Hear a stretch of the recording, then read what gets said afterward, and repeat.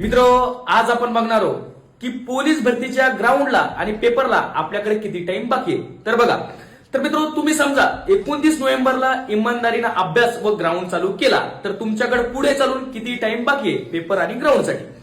तर मित्रो, police भरतीचे form जे आहे ते 29 ऑक्टोबर 2025 ते 31 नोव्हेंबर 2025 पर्यंत चालू राहणार फॉर्म भरण्याचे.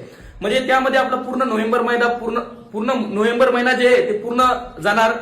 त्याच्यानंतर 5 दिवस जे अजून मुदत वाढवणार म्हणजे डिसेंबर महिन्याचे 5 दिवस अजून जाणार. त्यानंतर मित्रो, हे सर्व झाल्याच्या नंतर तुमचे पूर्ण अर्ज भरल्या झाल्याच्या नंतर 15 दिवस तुमचे त्यामध्ये चेकिंग करतात की कोणी एका पदासाठी 2 अर्ज भरलेले आहेत का, हे असं पूर्ण चेक होते. त्याच्यानंतर ते सर्व चेक झाल्याच्या नंतर अजून 5 दिवसांनी त्यामध्ये ते बघतात की बाबा त्यामध्ये एक नोटीस काढली जाते. प्रत्येकासाठी एक नोटीस काढली जाते आणि त्यामध्ये म्हणले जाते की कोणी जर एका पदासाठी जर 2 अर्ज केलेले असतील तर एक अर्ज कॅन्सल करा. अशामध्ये पूर्ण तुमचा डिसेंबर महिना निघून जाईल. त्याच्यानंतर जानेवारी आल्याच्या नंतर एक मीटिंग भरल्या जाते आणि त्या मीटिंग मध्ये ठरवल्या जाते की त्या जिल्ह्यामध्ये किती पोलीस भरतीचे फॉर्म आलेले आहेत आणि आपल्या सध्याच्या कंडिशन मध्ये आपल्याला किती पोलीस बळ अवेलेबल आहे.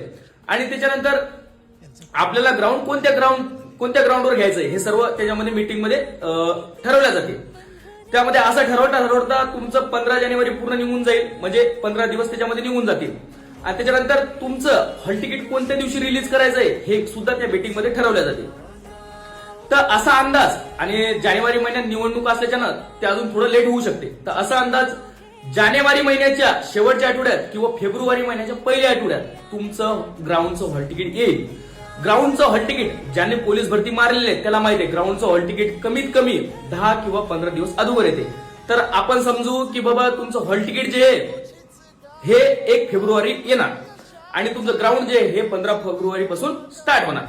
म्हणजे आता तुम्हाला माहितच आहे की